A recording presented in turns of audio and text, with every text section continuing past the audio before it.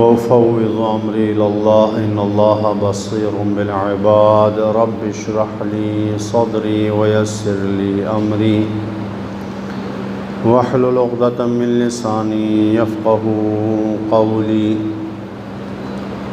بسم الله الرحمن الرحيم الحمد لله رب العالمين والصلاة والسلام على أشرف الأنبياء والمرسلين وعلى آله الطيبين الطاهرين المعصومين المنتجبين ولعنة الله على أعدائهم أجمعين من يومنا هذا إلى لقاء يوم الدين والسلام علينا وعلى عباد الله الصالحين أما بعد فقد قال رسول الله صلى الله عليه وآله إن للحسين حرارة في قلوب المؤمنين لا تبرد أبدا صلوات پڑھیے محمد و آل محمد پر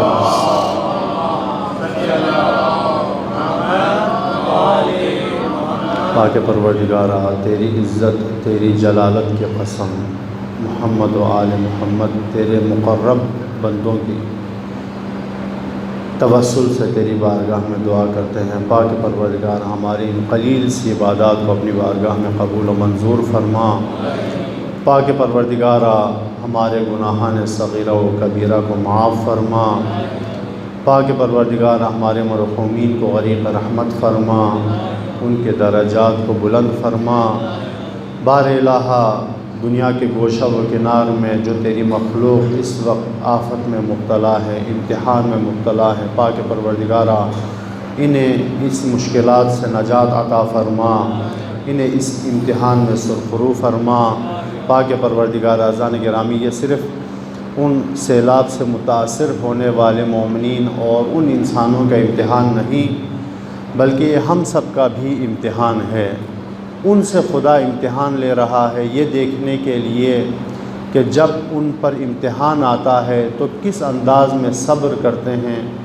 اور ہم سے امتحان یہ لیا جا رہا ہے کہ جب خدا کی مخلوق پریشان حال ہوں تو ہم اپنی انسانیت کو کیسے ظاہر کرتے ہیں پاک پروردگارہ ہمیں بھی اس امتحان میں بڑھ چڑھ کر حصہ لے کر سرخرو ہونے کی توفیق عطا فرما پاک پروردگارہ یکم محرم الحرام سے اب تک ہم حسین کہتے ہوئے آئے ہیں پاک پروردگارہ اس ذکر کو اس عبادت کو ان مجالس کو ہماری نجات کا ذریعہ قرار فرما پاک پروردگارہ جتنے مومنین جو گزشتہ ایام میں انہی مجالس میں شریک ہوا کرتے تھے لیکن ان کی عمروں نے وفائیں نہیں کی پاک پروردگارہ انہیں بھی ان مجالس کے ثواب سے بہرہ مند فرما پاک پروردگارہ امام زمان کے ظہور میں تعجیل فرما پاک پروردگارہ جو مومنین چہلم 40 ابا عبداللہ الحسین پر جانے کے لیے پریشان ہیں پاک پروردگارہ ان کے مشکلات کو آسان کر کے اس سال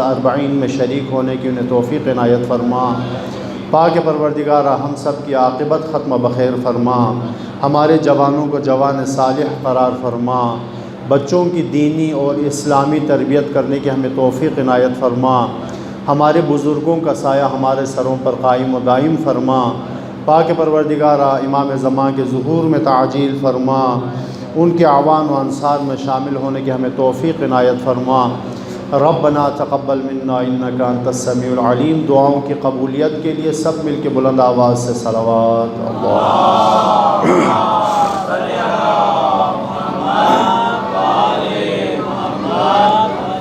اذان گرامی حکم مجھے یہی ہوا ہے کہ یہ جو چند مجالس جو آپ کی خدمت میں ہوں اس پر ایک موضوع پر گفتگو کی جائے ہمارا موضوع ان چند ایام کے لیے ہوگا مجلس امام حسین کی اہمیت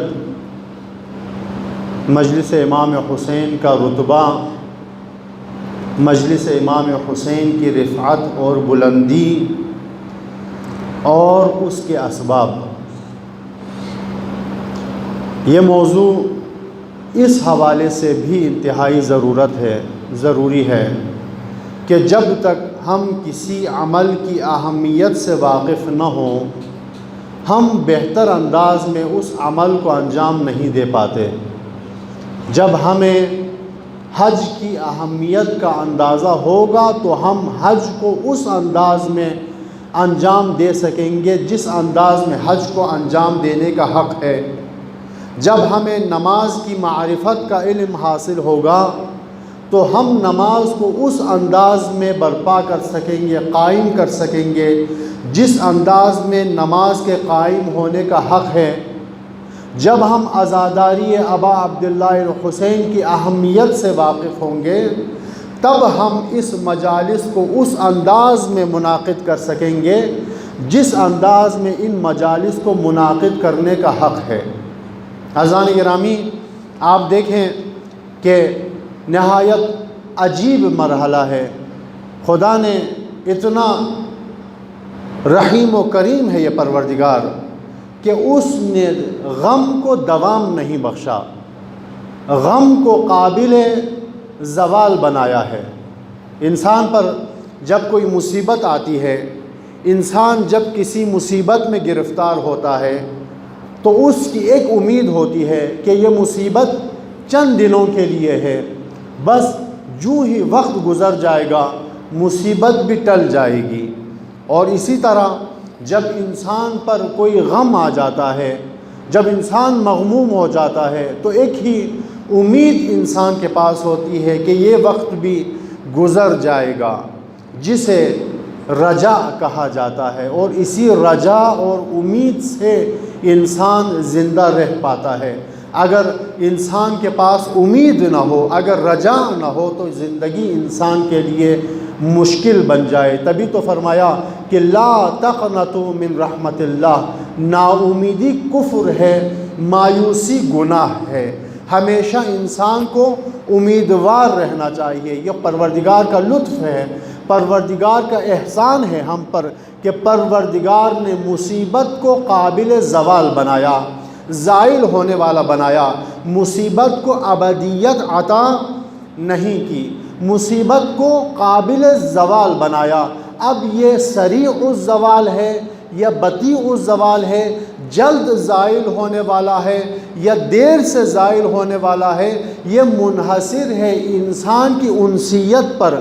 جس شخص کو انسان کھو چکا ہے اس کی انسیت پر موقوف ہے کہ انسان جتنا اس مرحوم سے مانوس ہوتا ہے اتنا ہی دیر سے یہ غم زائل ہوتا ہے، اور جتنی یہ انسیت کم ہوتی ہے غم جلدی زائل ہو جاتا ہے۔ لیکن یہ یقینی بات ہے کہ انسان کا غم زائل ضرور ہوتا ہے۔ یہ احسان پروردگار ہے، یہ لطف پروردگار ہے۔ ہم دیکھیں اپنی زندگی میں کتنے ایسے لوگ تھے جن کے بغیر جینے کا تصور تک کرنا ہمارے لیے محال تھا، ناممکن تھا۔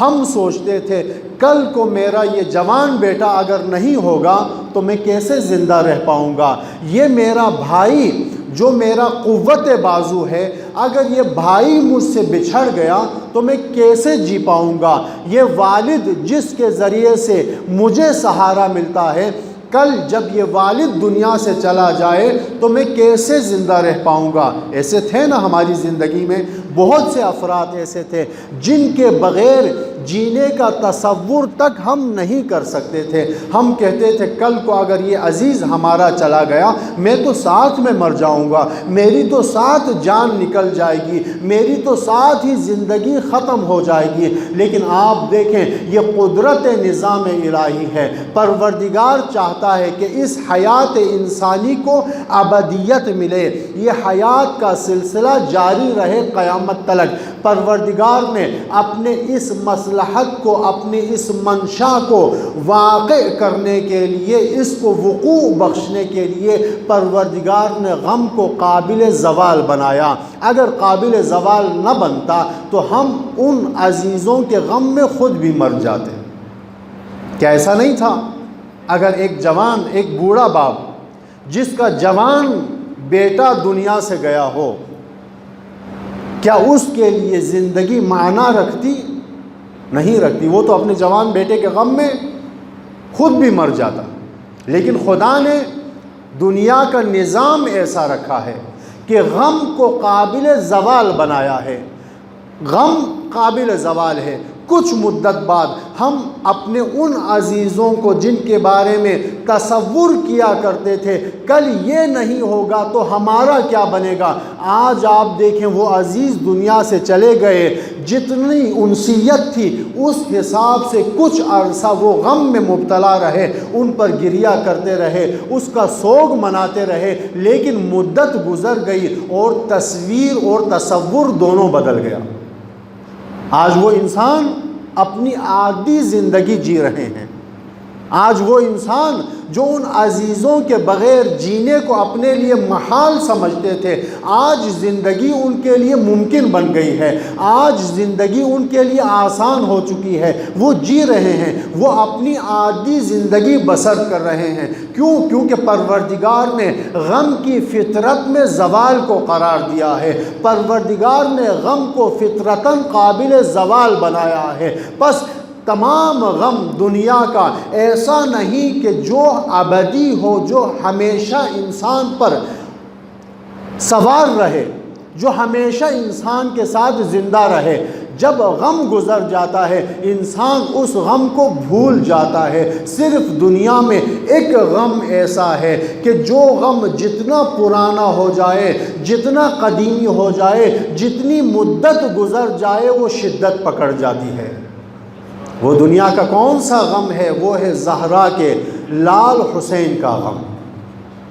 آج یکم محرم الحرام کا چاند نظر آتے ہی، آج رؤیت ہلال ماہ محرم کے ساتھ ہی ہمارے عزاخانوں کا سج جانا، یوں آج ہلال محرم کے نظر آتے ہی ہمارا سیاہ لباس زیب تن کر لینا، ہمارے خلق کا بدل جانا، ہمارے مزاج کا بدل جانا، اس بات کی واضح دلیل ہے کہ 1400 سال گزرنے کے باوجود آج بھی نظام فطرت پر حسینیت کا راج موجود ہے۔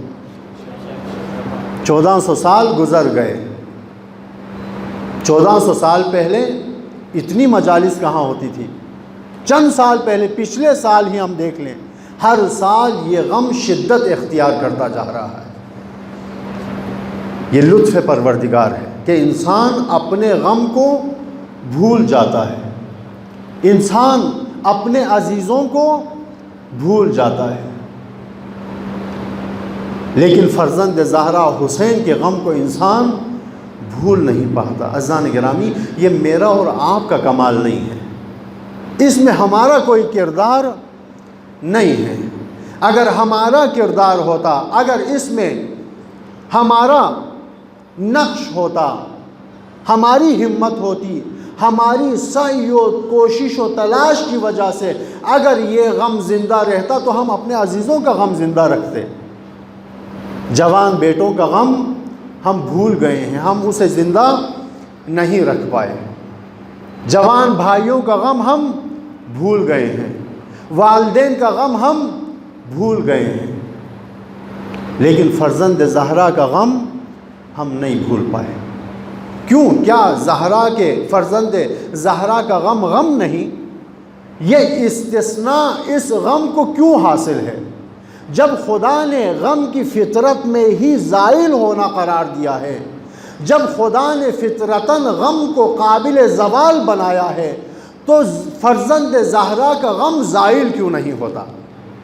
تو امام حسین کا غم زائل نہیں ہوتا؟ یہ ایک سوال ہے جو ہمارے ذہن میں آتا ہے اور آنا بھی چاہیے۔ ہر ایک کو یہ سوال کرنے کا حق ہے کہ ہم اپنے عزیزوں کا غم بھول پاتے ہیں، زہرا کے دلبند حسین کا غم نہیں بھول پاتے۔ اس میں کیا حکمت ہے؟ اس میں کیا فلسفہ ہے؟ اس حکمت کی طرف ہمیں توجہ کرنے کی ضرورت ہے کہ ہم اپنوں کا غم بھلا سکتے ہیں، حسین کا غم نہیں بھلا سکتے۔ اور یہ ہم جان بوجھ کے نہیں کرتے۔ ٹھیک ہے، ہم سیاہ لباس زیب تن جان بوجھ کے کرتے ہیں، لیکن جو ہی محرم کا چاند نظر آتا ہے ہمارا مزاج بدل جاتا ہے، ہمارا اخلاق بدل جاتا ہے، ہمارے طور و طریقے اور ہمارے رویے بدل جاتے ہیں۔ یہ فطرتاً انسان ایسا ہوتا ہے، جان بوجھ کر نہیں ہوتا۔ جو ہی ہلال ماہ مبارک رمضان نظر آتا ہے خود بخود مومن کا دل مغموم ہو جاتا ہے، خود بخود مومن کا دل محزون ہو جاتا ہے۔ یہ انسان جان بوجھ کر نہیں کرتا، اس میں انسان کا کوئی کردار نہیں ہے۔ اگر انسان کا کردار ہوتا تو انسان اپنے عزیزوں کا غم زندہ رکھتا، انسان اپنے عزیزوں کا غم زندہ نہیں رکھ پایا، لیکن زہرا کے لال کا غم نہیں بھلا پایا۔ اس کی وجہ کیا ہے؟ اس کا فلسفہ کیا ہے؟ اس کی علت کیا ہے؟ اس سبب کی طرف توجہ کرنے کی ضرورت ہے۔ اس کا بنیادی سبب یہ ہے کہ انسان کے اپنے عزیزوں کا غم صرف غم ہوتا ہے، لیکن فرزند زہرا حسین کا غم، یہ مجلس حسین صرف غم اور حزن کا نام نہیں۔ ہم اپنے عزیزوں پر صرف ماتم کرتے ہیں، صرف گریہ کرتے ہیں۔ کیوں کرتے ہیں؟ کیونکہ ہماری انسیت ہوتی ہے ان کے ساتھ، ہماری محبت ہوتی ہے ان کے ساتھ، ہمارا ایک دیرینہ تعلق ہوتا ہے ان کے ساتھ۔ اس تعلق کی وجہ سے، اس نسبت کی وجہ سے ہمیں ان کے غم کی وجہ سے ہم مغموم ہو جاتے ہیں، ان کے غم کی وجہ سے ہم محزون ہو جاتے ہیں۔ لیکن جب مدت گزر جاتی ہے تو ہم اس انسیت کو بھول جاتے ہیں اور غم خود بخود مٹ جاتا ہے۔ لیکن فرزند زہرا کا غم کیا صرف ایک غم ہے؟ نہیں ہے۔ مجلس حسین صرف ایک غم کا نام نہیں ہے، مجلس حسین صرف ایک حزن کا نام نہیں ہے۔ آج آپ نے دیکھا ہوگا جو ہی محرم کا چاند نظر آیا ہے دنیا کے گوشہ و کنار میں ہزاروں کے حساب سے مجلس حسین کا انعقاد کیا گیا ہے۔ ہزاروں مقامات پر، لاکھوں مقامات پر فرش عزا بچھائی گئی ہے، مجلس حسین کا اہتمام کیا گیا ہے۔ آپ نے ہر مجلس کی طرف دیکھا ہوگا، مختلف آپ دنیا میں پاکستان میں ہی دیکھیں، پاکستان کو چھوڑیں، صرف اسی راولپنڈی اسلام آباد میں آپ دیکھ لیں کتنے جگہوں پر، کتنے گھروں میں، کتنے مقامات پر فرش عزا بچھائی جاتی ہے، مجلس حسین کا انعقاد کیا جاتا ہے۔ ہزاروں کے حساب سے، لاکھوں کے حساب سے دنیا میں فرش عزا بچھائی جاتی ہے۔ اب اس فرش عزا میں کیا ہوتا ہے؟ اس مجلس حسین میں کیا ہوتا ہے؟ جب ہم فرش عزا بچھاتے ہیں تو ممبر کو سجایا جاتا ہے، ممبر پہ عالم کو بٹھایا جاتا ہے، ذاکر کو بٹھایا جاتا ہے۔ اب وہ ذاکر آ کے، اب وہ عالم آ کر اسی مجلس حسین کے توسط سے، اسی مجلس حسین کی وساطت سے کوئی عالم آ کر ممبر سے توحید بیان کرتا ہے، کوئی عالم آ کر ممبر سے رسالت بیان کرتا ہے، کوئی عالم آ کر ممبر سے امامت لوگوں کو سمجھاتا ہے، کوئی عالم آ کر ممبر پہ اخلاقیات بتاتا ہے، کوئی عالم آ کر ممبر سے احکام سکھاتا ہے، کوئی عالم آ کر ممبر سے تفسیر بیان کرتا ہے۔ لیکن لطف اس بات میں ہے، کوئی بھی شخص مجلس حسین میں جب آ کر وہ توحید کا درس سنتا ہے، جب وہ توحید سمجھتا ہے تو واپس جا کر یہ نہیں کہتا کہ میں توحید کے جلسے سے آیا ہوں۔ کوئی بھی شخص مجلس حسین میں جا کر، توجہ فرما رہے ہیں، مجلس حسین میں جا کر جب وہ رسالت کا درس لیتا ہے، جب اسے ممبر حسینی سے رسالت کا درس ملتا ہے تو وہ واپس جا کر گھر میں یہ نہیں کہتا کہ میں آج رسالت کے جلسے سے رسالت سیکھ کر آیا ہوں۔ جبکہ آپ دیکھیں ہمارے دنیا میں بھی قانون یہی ہے کہ جو بچہ یونیورسٹی جاتا ہے وہ یونیورسٹی میں پڑھ کر واپس جب گھر آتا ہے اور اس سے پوچھا جاتا ہے کہ تم کہاں گئے تھے، کہاں سے ہو کر آئے ہو، تو وہ کہتا ہے کہ میں یونیورسٹی سے ہو کر آیا ہوں۔ اگر کوئی کالج کا لڑکا ہے تو کہتا ہے میں کالج سے ہو کر آیا ہوں۔ اگر کوئی اسکول سے پڑھ کے آیا ہے تو کہتا ہے میں اسکول سے آیا ہوں۔ چھوڑیں، اگر کوئی اکیڈمی میں جا کر ٹیوشن پڑھ کے آیا ہے تو وہ کہتا ہے میں اکیڈمی سے آیا ہوں۔ اگر کوئی قرآن پڑھ کے آیا ہے تو کہتا ہے میں دینیات سینٹر سے آیا ہوں۔ اگر کوئی کمپیوٹر سیکھ کر آیا ہے تو وہ کہتا ہے میں کمپیوٹر سیکھ کر آیا ہوں۔ اگر کوئی شخص جا کر لینگویج سیکھ کر آیا ہے تو وہ کہتا ہے میں لینگویج سیکھ کر آیا ہوں۔ یہ دنیا کا قانون ہے کہ جس مرکز میں، جس اکیڈمی میں وہ جاتا ہے، اس اکیڈمی سے آتے ہوئے وہ اسی اکیڈمی کا نام لیتا ہے جس اکیڈمی سے وہ مخصوص علم سیکھ کر آیا ہے۔ مجلس حسین کو بھی ہونا تو یہ چاہیے تھا، اگر اس ممبر سے توحید بیان ہو جائے تو ہر عزادار کو واپس جا کر یہ بیان کرنا چاہیے تھا کہ میں جلسہ توحید سے آیا ہوں۔ اگر اس نے آ کر اس ممبر سے رسالت سیکھی ہو تو ہونا یہ چاہیے تھا واپس جا کر وہ بیان کرتا کہ میں رسالت کے جلسے سے آیا ہوں۔ اگر اس نے یہاں سے اعتقادات سیکھا ہے تو اسے کہنا چاہیے تھا میں عقائد سیکھ کر آیا ہوں۔ اگر کوئی قرآن کی تفسیر سیکھ کر جاتا تو اسے کہنا چاہیے تھا کہ میں دینیات سینٹر سے آیا ہوں۔ لیکن عزاداروں، لطف اس بات میں ہے کہ کوئی ایسا نہیں کہتا۔ ہر وہ شخص جو اس مجلس میں آ کر توحید سیکھ کر جاتا ہے تو وہ جا کر یہ نہیں کہتا توحید سیکھ کر آیا ہوں، کہتا یہی ہے میں مجلس حسین سے آیا ہوں۔ وہ شخص جو آ کر رسالت سیکھ کر جاتا ہے وہ کبھی یہ نہیں کہتا کہ میں رسالت کے جلسے سے جا کر رسالت سیکھ کر آیا ہوں، بلکہ کہتا ہے میں رسالت مجلس حسین سے سیکھ کر آیا ہوں۔ اگر کسی کو امامت سمجھ میں آ جائے تو واپس جا کر وہ یہ نہیں کہتا میں جلسہ امامت سے اٹھ کر آیا ہوں، بلکہ وہ کہتا ہے کہ میں مجلس حسین سے امامت سیکھ کر آیا ہوں۔ اگر کوئی یہاں پہ سے قرآن کی تفسیر سیکھ کر گیا ہو تو کبھی یہ نہیں کہتا میں دینیات سینٹر سے آیا ہوں، کہتا پھر یہی ہے حسین کے اس آخری سجدے نے کیا معجزہ کر دیا۔ واللہ اس مجلس حسین میں ذکر توحید کا ہوتا ہے، مجلس حسین کی ہوتی ہے، ذکر رسالت کا ہوتا ہے، مجلس حسین کی ہوتی ہے، بیان امامت ہوتا ہے، مجلس حسین کی ہوتی ہے، گفتگو اعتقادات کی ہوتی ہے، مجلس حسین کی ہوتی ہے، سمجھایا احکام جاتا ہے، مجلس حسین کی ہوتی ہے۔ لہذا مجلس حسین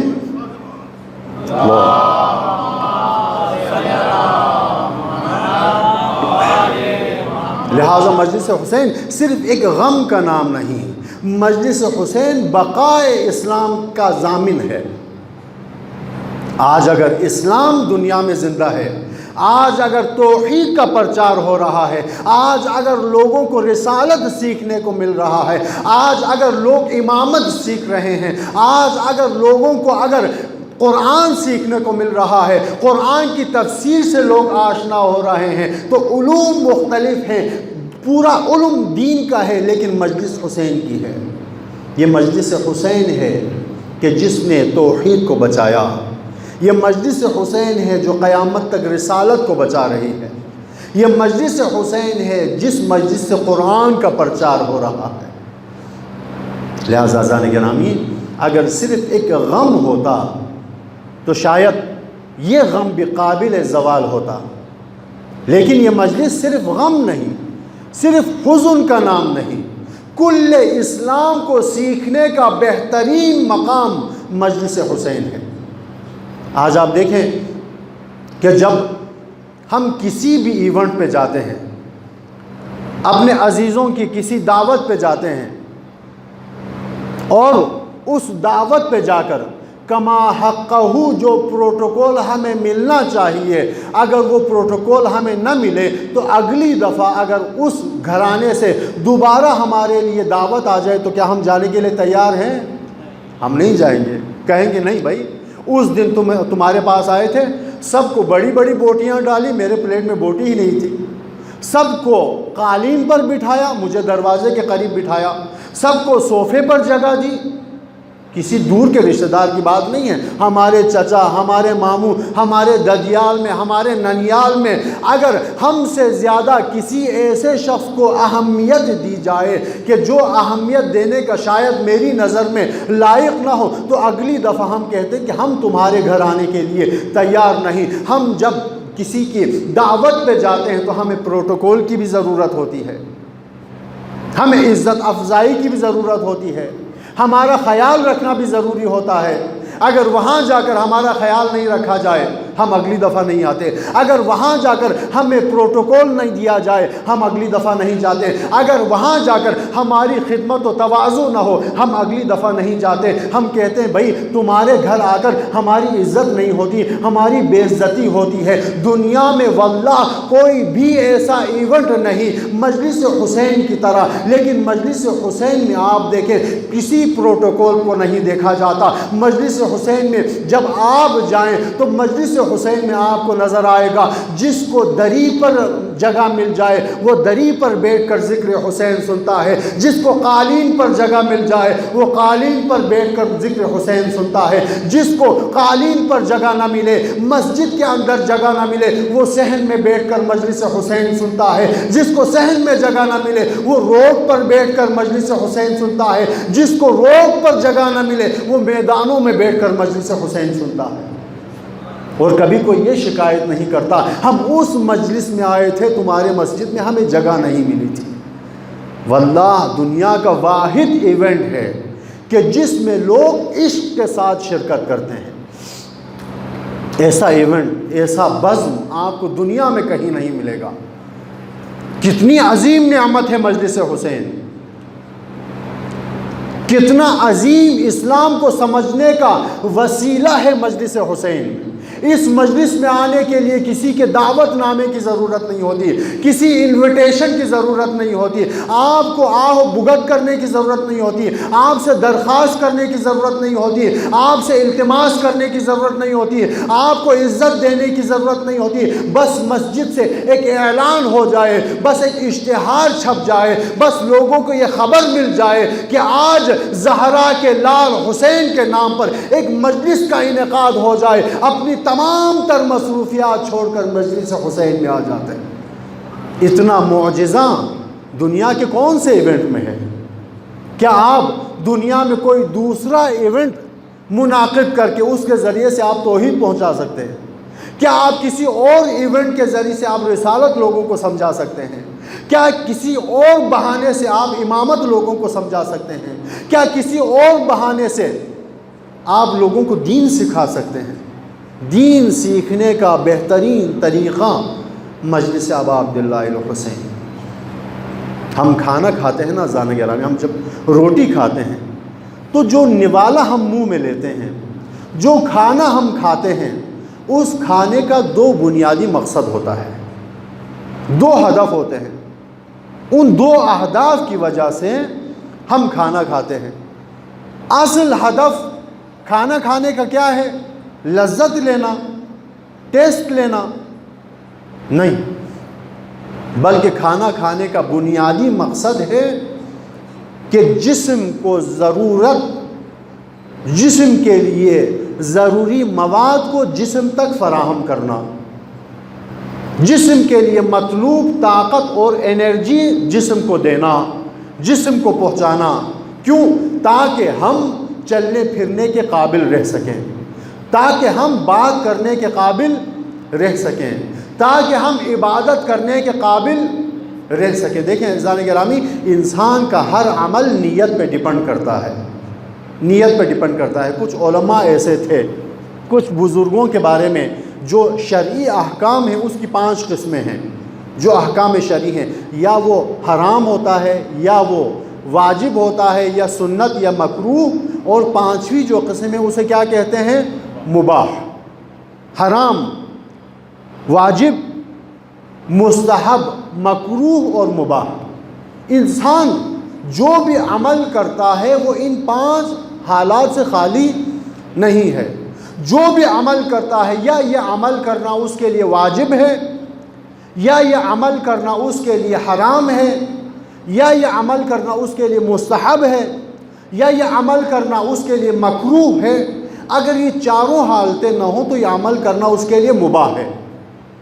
مثال کے طور پر انسان کے لیے اگر جسم کو نقصان پہنچ رہا ہو اس کے کھانا نہ کھانے کی وجہ سے، روزہ رکھنے کی وجہ سے، ہم روزے کی مثال لے لیتے ہیں، روزہ رکھنے کی وجہ سے اگر انسان کا جسم ناتوان ہو رہا ہو اور روزے کی وجہ سے وہ نڈھال ہوتا رہا ہو اور روزہ اس کے لیے قابل تحمل نہ ہو تو روزہ رکھنا اس کے لیے درست عمل نہیں ہے۔ ہم کہتے ہیں کہ نہیں میں نہیں چاہتا، میں روزہ رکھنا چاہتا ہوں۔ علماء مراجع فقہا فرماتے ہیں کہ اگر آپ کو محسوس ہو کہ روزہ رکھنا آپ کے لیے فائدہ مند نہیں بلکہ نقصان دہ ہے تو آپ ڈاکٹر کی اجازت سے، ڈاکٹر کی تشخیص یا اپنی ذاتی تشخیص پر آپ روزہ کھول لیں۔ نقصان ہوتے ہوئے اگر آپ نے اپنا روزہ جاری رکھا تو وہ روزہ درست نہیں ہے۔ یہی عمل دیکھ لیں، کھانا کھانا کبھی انسان کے لیے واجب ہو جاتا ہے جب انسان کے لیے کھانا ضروری ہو، جب کھائے بغیر وہ زندہ نہیں رہ سکتا ہو، اور اگر زیادہ ضرورت نہ ہو، ہلاکت کی حد تک نہ ہو، بھوک محسوس ہو رہی ہو، اس کے لیے کھانا مستحب ہے۔ پیٹ بھرا ہوا ہے، اس پر مزید کھانا چاہے تو وہ کھانا مکروہ ہے۔ اگر اس کھانے کی وجہ سے اس کی موت واقع ہو رہی ہو پھر تو وہ کھانا اس کے لیے حرام ہے۔ لیکن کھانا کھانے میں نہ اس کو فائدہ ہے نہ وہ نقصان ہے، بس اس کا دل چاہتا ہے کہ میں ایک نوالا اس میں سے لے لوں، تو اس صورت میں اس کا کھانا اس کے لیے مباح ہے، جس میں نہ کھانے میں رغبت ہو نہ کھانے میں رغبت ہو۔ ایسا عمل جس میں نہ کوئی ترجیح ہو، نہ اس کو انجام دینے میں کوئی ترجیح ہو، نہ اسے ترک کرنے میں کوئی ترجیح ہو، اس عمل کو انجام دینے کو کہتے ہیں مباح عمل۔ مباح فرماتے ہیں کہ کچھ مراجع ایسے تھے، کچھ مجتہدین ایسے تھے کہ جس نے اپنی زندگی میں کبھی مباح عمل تک انجام نہیں دیا، مباح عمل سے بھی وہ بچے رہے۔ آخر کیسے ہو سکتا ہے؟ انسان کھانا تو کھاتا ہے نا، مباح عمل ہے۔ جا کر واک کرتا ہے، واک کرنا اس کے لیے مباح عمل ہے۔ تھوڑی دیر کے لیے وہ لیٹنا چاہتا ہے، مباح عمل ہے، نہ واجب ہے نہ مستحب ہے نہ مکروہ ہے، کچھ بھی نہیں ہے، مباح عمل ہے۔ کچھ مراجع ایسے گزرے ہیں کہ جنہوں نے زندگی میں کبھی مباح عمل تک انجام نہیں دیا۔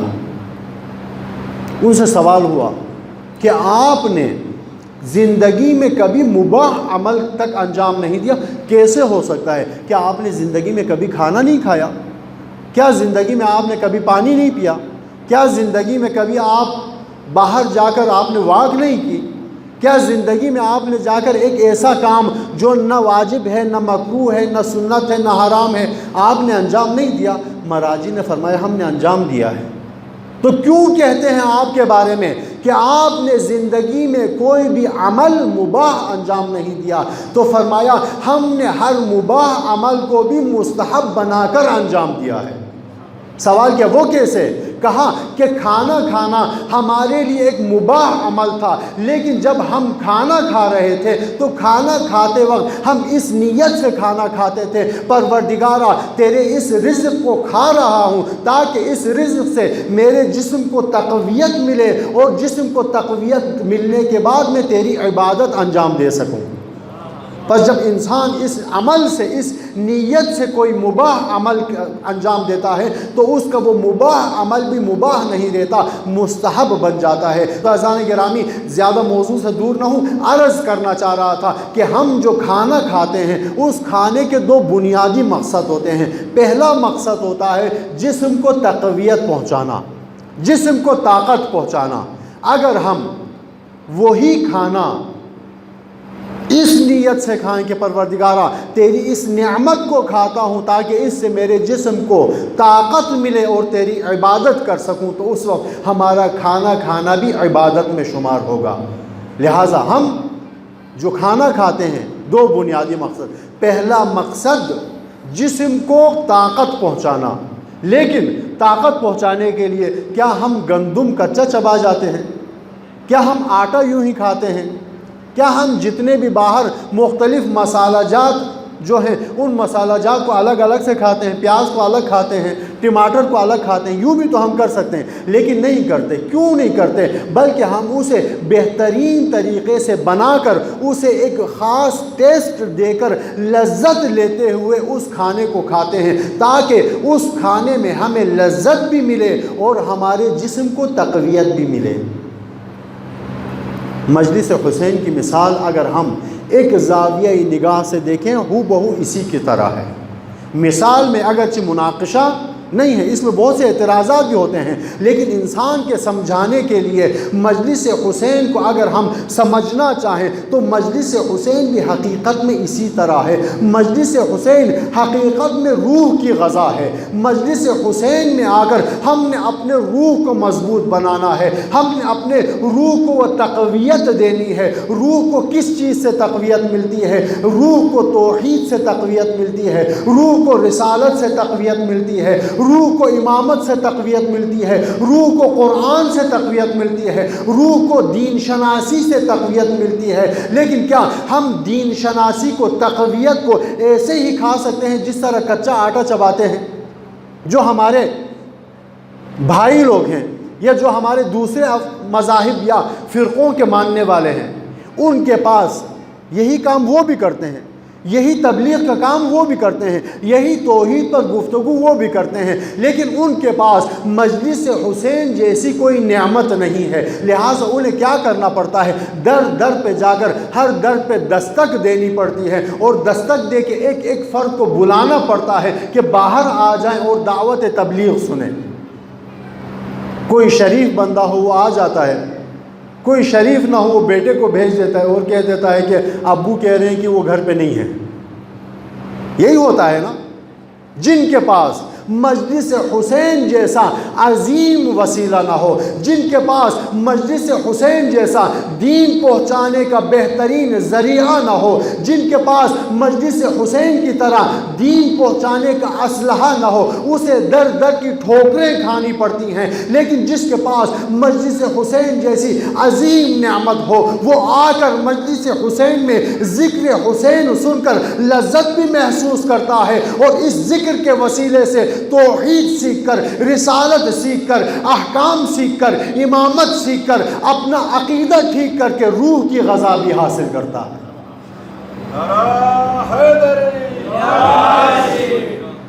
یہ مجلس حسین، اگر ہم اس مجلس حسین کی اہمیت کو سمجھیں، اگر ہم اس کے مقصد کو سمجھیں، اگر ہم اس کے ہدف کو سمجھیں، انشاءاللہ اگلی گفتگو اگلے جلسات میں ہوگی۔ اگر ہم اس کے مقصد کو سمجھ کر اس مجلس حسین میں اگر آئیں تو آپ دیکھیں ہر قوم پکارے گی ہمارے ہیں حسین۔ آج اگر ہماری مجلسوں میں، ہماری مجلسوں کے ذریعے سے لوگوں تک ہدایت کا پیغام نہیں پہنچ رہا تو کوتاہی ہماری ہے۔ ائمہ اطہار نے اس مجلس کو ہدایت کا بہترین ذریعہ بنایا ہے۔ یہ مجلس حسین جس کی وجہ سے قیامت تک اسلام کو بقا حاصل ہے، یہ مجلس حسین جس کی وجہ سے قیامت تک توحید کو بقا حاصل ہے، یہ مجلس حسین جس کی برکت سے قیامت تک رسالت کو بقا حاصل ہے۔ یوں ہی معصوم کا ہر عمل حکمت سے خالی نہیں ہوتا۔ معصوم حکیم ہوتے ہیں۔ حکیم کسے کہتے ہیں؟ جس کا کوئی عمل حکمت سے خالی نہ ہو۔ مجلس حسین کی اہمیت کے لیے اتنا کہہ دینا کافی ہے کہ مجلس حسین کو بچانے کے لیے معصوم نے اپنی زندگی وقف کر دی۔ مجلس حسین کو بچانے کے لیے سید السجاد نے اپنی زندگی کا 40 سال وقف کر دیا۔ 40 سال سجاد صرف اس مجلس حسین کو زندہ رکھنے کی کوشش کرتے رہے۔ عزادارو، آپ مجلس میں تشریف لائے ہیں، ہم سب حسین پر گریہ کرنے کے لیے یہاں جمع ہوئے ہیں، ہم سب حسین کی عزاداری منعقد کرنے کے لیے یہاں جمع ہوئے ہیں۔ ہم میں سے ہر ایک اس انتظار میں ہے کہ خطیب ممبر سے مصیبت بیان کرے اور ہم حسین پر رونا شروع کر دیں۔ ہم حسین پر رونے کے لیے مصائب کا انتظار کرتے ہیں کہ جو ہی مصائب بیان ہو ہم حسین پر رونا شروع کر دیں، لیکن سید الساجدین نے 40 سال حسین کی مصیبت منائی۔ سید الساجدین نے حسین پر گریہ کرنے کے لیے کسی خطیب کی مصیبت کا انتظار نہیں کیا۔ سید الساجدین نے کس انداز میں اپنے بابا کا غم منایا۔ سید الساجدین کے لیے کسی مجلس کو سجانے کے لیے کسی فرش عزا کو بچھانے کی ضرورت نہیں پڑتی تھی۔ سید الساجدین کی نگاہ کسی جوان پر پڑتی، اپنے جوان اکبر کو یاد کر کے روتے تھے۔ سید الساجدین کی نگاہ کسی پھول پر پڑتی، اصغر کو یاد کر کے روتے تھے۔ سید الساجدین کی نگاہ کسی کمسن پہ پڑتی تھی، اون و محمد کا ماتم کرتے تھے۔ سید الساجدین کی نگاہ پانی پر پڑتی، بابا کی مظلومیت کو یاد کر کے روتے تھے۔ مدینے میں کسی میں جرأت نہیں تھی سید الساجدین کے سامنے کسی جانور کو ذبح کر لے۔ کوئی بھی قصائی جانور کو ذبح کرتے ہوئے سید الساجدین کو دور سے دیکھ لیتے تو فوراً اپنا اسلحہ چھپا دیتے تھے، کہیں ایسا نہ ہو سجاد آ کر پھر فرش عزا بچھا دے، سجاد آ کر پھر بابا پر گریہ شروع کر دے۔ سید الساجدین بازار میں تشریف لائے، دیکھا کہ کسی جانور کو ذبح کیا جا رہا ہے۔ سید الساجدین آگے بڑھے، قصائی سے قصاب سے سوال کرنے لگے، اے قصاب ذرا یہ بتا کہ جس جانور کو تو ذبح کر رہا ہے، ذبح کرنے سے پہلے اس کو پانی بھی پلایا یا نہیں؟ وہ شخص کہنے لگا کہ آقا کیسے ہو سکتا ہے، ہم تو آپ کے جد رسول اللہ کے کلمہ گو ہیں، ہم نے رسول سے سنا ہے کہ جانوروں کو ذبح کرنے سے پہلے پانی پلانا مستحب عمل ہے، لہٰذا ہم آپ کے جد رسول کے اس فرمان پہ عمل کرتے ہیں، جانور کو ذبح کرنے سے پہلے پانی پلاتے ہیں پھر ذبح کرتے۔ عزادار جو ہی سید الساجدین یہ سنتے نا بے اختیار اپنا رخ کربلا کی طرف کرتے، فرماتے آہ میرے بابا کی مظلومیت، میرے بابا کو یہاں پر تو جانوروں کو بھی پانی پلا کر ذبح کیا جاتا ہے، لیکن میرے بابا حسین کو 3 دن تک پیاسا رکھ کر شہید۔ حسین پر بہت گریہ کرتے تھے، حسین پر بہت روتے تھے، یہاں تک کہ سید الساجدین کے ایک صحابی تھے، ان کا نام منہال تھا، آئے کہنے لگے آقا آخر آپ کب تک گریہ کرتے رہیں گے، کب تک بابا کا غم منائیں گے، کب تک بابا پر گریہ کریں گے؟ آخر گریہ 1 سال کرتا ہے، 2 سال کرتا ہے، آپ نے اپنی زندگی حسین پر گریہ کرتے ہوئے گزار دی۔ سید الساجدین فرمانے لگے منہال شاید تجھے معلوم نہیں کہ یعقوب کا ایک یوسف تھا جو نظروں سے بچھڑا تھا، وہ جو یعقوب سے دور ہوا تھا، لیکن یعقوب اپنے یوسف پر اتنا روئے آنکھوں کی بینائی چلی گئی۔ منہال تو جانتا ہے نا کربلا میں میرے 18 یوسف تھے، 18 یوسف کو میرا اکبر جیسا یوسف تھا، میرا عباس جیسا یوسف تھا، میرا قاسم جیسا یوسف تھا، لوگوں نے میرے اکبر کو شہید کر دیا، لوگوں نے میرے قاسم کا جسم پامال کر دیا، لوگوں نے میرے اصغر تک کو نہیں بخشا، لوگوں نے میرے اصغر کے حلقوم پر تیر مار دیا، اصغر کو بابا کے ہاتھ میں شہید کر دیا۔